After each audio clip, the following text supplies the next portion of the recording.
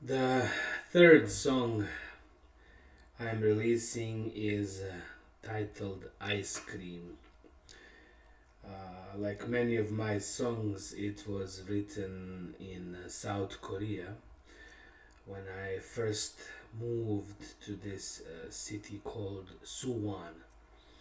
Suwon has a headquarter of Samsung company, and I actually worked for Samsung company for almost 10 years as a cultural consultant slash business English instructor.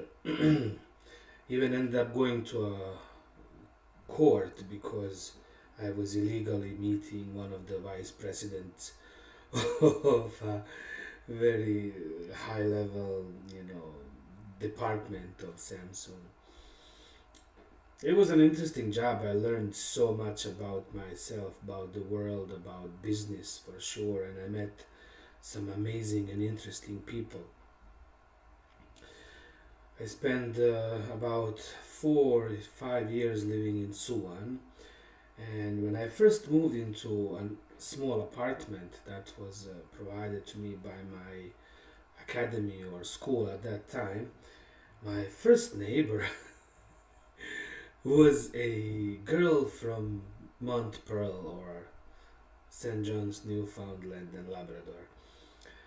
And to each other's shock and disbelief, we could not believe that, first of all, she is from Newfoundland or that I am from Newfoundland, because when I would go to a Canadian in Korea and say, I'm Canadian, I'm from Newfoundland, and they would look at me with this amazing accent. You're not Canadian. Um, but I said, I am, I'm an adopted Newfoundlander. I moved to Canada when I was 21, you know, finished university, and once I finished my university here, I became Canadian, of course. Uh, this girl and I, of course, became friends because we worked for the same school and, came from the same background. Of course, she was a little bit younger than me, which didn't really make a big problem in our friendship. But of course, being a man that I am, I started developing feelings towards her. And everything would have been okay if I was cool about it, if I was just nonchalant, and just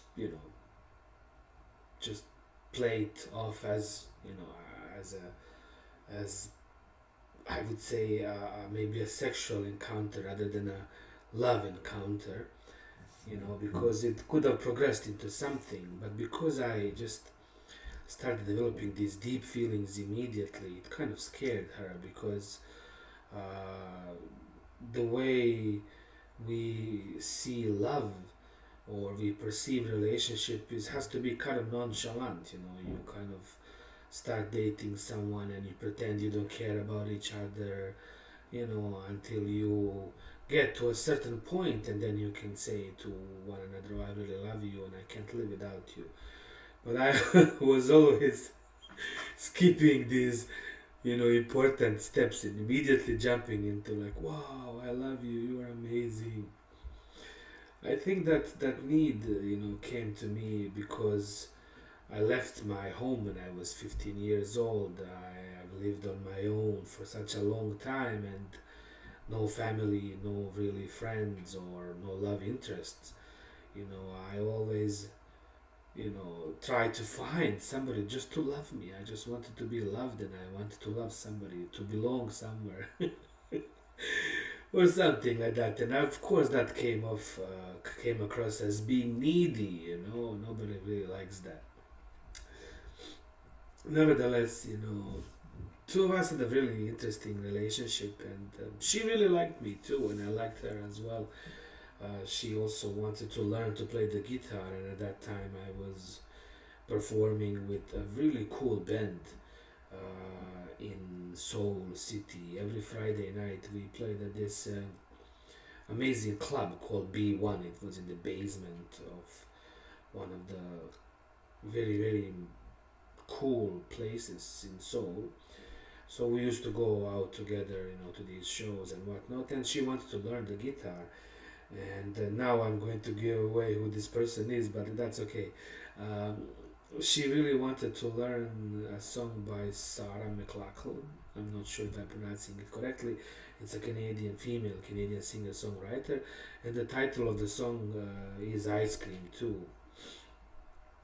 So I learned that song so I could teach it to her because I really wanted to spend time with her. And it was such a difficult experience because when you like somebody and you're trying to teach them to play the guitar and spend time with them, and it's so difficult. I gotta say, I was so dorky. I've always been really dorky and nerdy in relationships. I'm just learning now the value of myself, and it's taking me such a long time. But be yourself no matter what they say, because those that are truly meant to be in your life will accept you for who you are. You can't really be anything but yourself, right? Um, so nothing really happened out of our love. We stayed friends. At some point, I got a different job at a different place, and she moved back to Canada. She's now happily married, lives in Montpearl with her husband. They have two children. I actually saw her once or twice here in town, picking up her kids after a hockey practice or something like that. Then we hugged each other, said hello. Of course, I don't think she ever really got over that weirdness. Um, but what can I do? I really didn't know better at that time. Nevertheless, I stayed behind in Korea and continued my musical career until I got married, and then after I got married, I completely stopped, my music really because family and rock and roll is kind of difficult to put on the same stove. My father did the same thing with football. He used to be a fanatic. He used to go to every soccer game, and he was a member of one of the local soccer teams, and he was in their headquarters, so he would go with them. And at some point, my mother said, soccer or family, and he had to choose. And the same thing happened to me. It was rock and roll or family, and of course I chose family. It's a family curse, honestly. And I think it speaks about choosing partners that do not support your mission, your goal in life. And it's very important to understand that we each have a purpose in this life. We have a reason why we are here.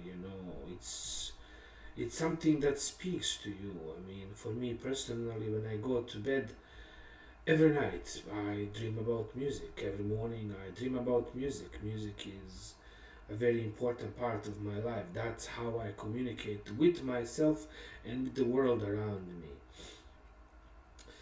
And if I had to, choose between music and love, it would be a very difficult choice because of course, when you love somebody, especially if you have family with that person, oh my goodness, you're going to try to choose, the right thing, but it's always going to be torturing you, which is why, the second song that I released was Choices, and it speaks about that desire, to find the middle way, the halfway, the bridge between the two. And my whole life I've been trying to do that. I've been trying to find the bridge between Islam and rock and roll too. Because rock and roll is all about sex, drugs and music, and Islam is all about something different. So it's a struggle. It's been a struggle, and plus I've always struggled with my dorkiness, with lack of emotional support, I would say. To become a prophet, to become a rebel that I am, I had to leave my home so early because I really did not fit into my reality back home in Bosnia and Herzegovina, where I was supposed to be a good little Muslim, go to school, go to mosque, do the right thing, or be a good little communist. And I wanted to be so much more. So I ended up working for a Samsung company in South Korea and playing rock and roll and teaching this Canadian girl how to play a song Ice Cream. Out of that failed relationship, because I not only that I didn't get a girl, I also lost a friend, and that hurts too because I really think highly of this person and she's an awesome person. I really enjoyed her friendship as well. I wrote this song, and the song speaks about that. It's asking somebody to love you like they never have before, and love is sacrifice. It really is on both sides. I've sacrificed, like I said, rock and roll for my life. My father sacrificed soccer, for his family, and it shouldn't really be like that in a perfect world. But nothing is perfect. Later on, after I wrote this song and I started realizing the sexual connotations of the song Ice Cream, both in Sarah's song and my song, and people would sometimes joke with me because, in one of the first lines I say, your love is like an ice cream cold, melting slowly in my soul. And most of the friends would misheard the lyrics and say that your love is like an ice cream cone. So they used to joke with me about being kind of a homosexual, gay anthem. um, and perhaps it was, or perhaps it is. It speaks about so many different things. uh, in the video that I am preparing for this song, it's exactly about that. It speaks about love between, or lust between two men, which is what Ice Cream is all about, really. Um, but it's more than that. It speaks about sex work.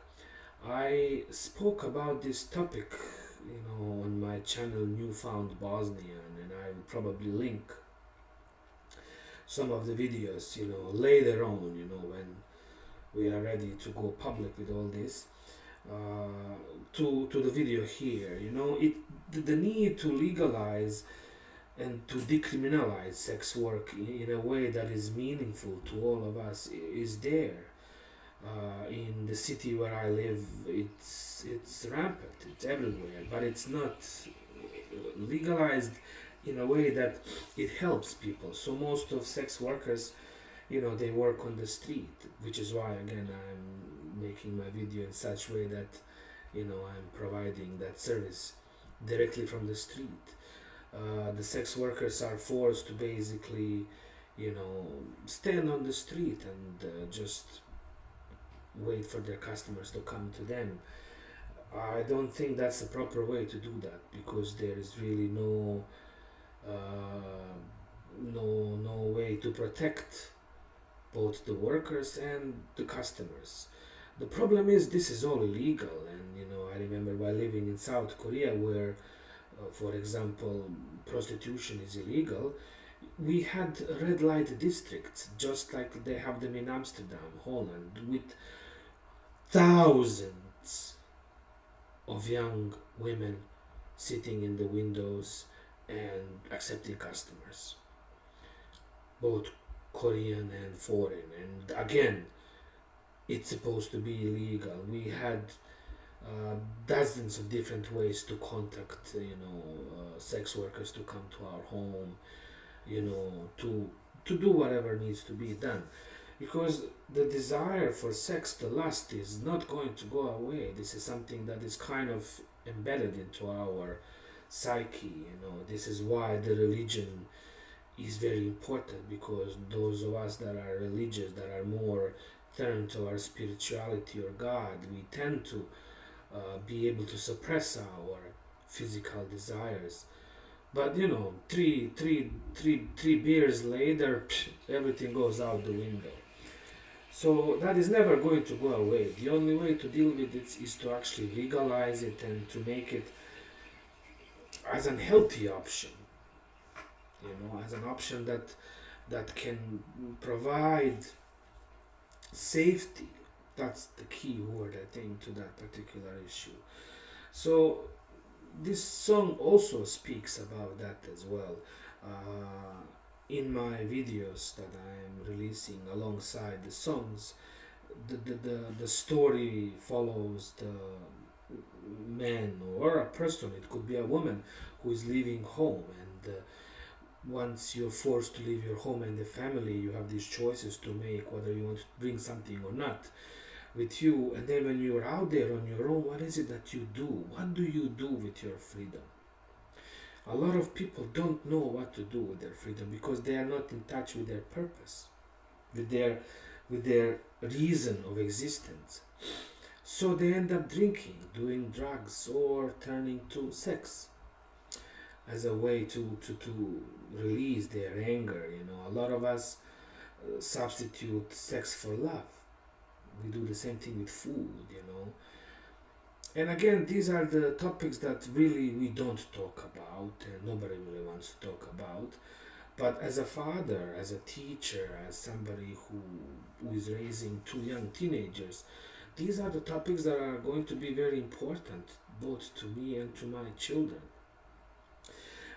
We live downtown St. John's, and infamous Longs Hill Street is about 200, 300 meters from us. And every day when I go to work, every day when my kids go to school, they see the sex workers, they see the drug dealers, and that's completely normal to them. They are fully aware of what this is about. But what we don't see is the help. What we don't see is the protection for these groups. And they provide an essential service to the city. Because the third reason for this song came from my experience in Bosnia and Herzegovina. What happens is that when our basic needs are not met, and to a lot of us, our basic needs are just food and shelter, but then it's love and sex as well. People struggle with that. What we experienced, for example, during the war in Bosnia and Herzegovina, was something that was just horrible. I witnessed rape that was used as a weapon of the war. We had about 50,000 women that were raped in 4 years, but there was also 10,000 men. They were raped by other men who are not homosexual, apparently. And raped in such a way that it was ridiculous.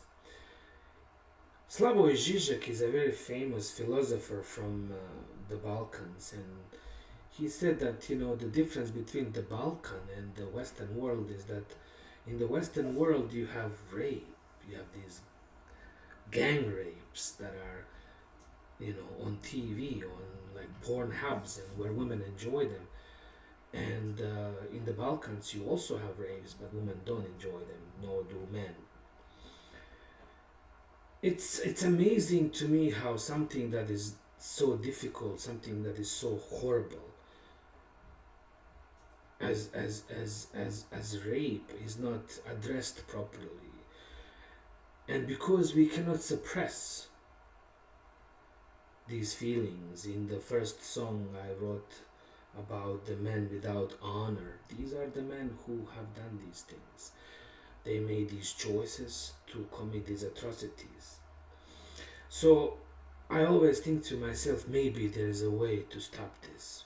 Maybe there is a way we can legalize sex work and have everyone come out and enjoy their straight or homosexual or lesbian sex safely and securely. Song Ice Cream is about these issues. It's a very heavy song, it's a very dear song to my heart. It speaks about the need to love like you never have before. Have no fear and have an open heart and an open mind. We are all the same and we are all in this together. I love you all and I will see you in the next video.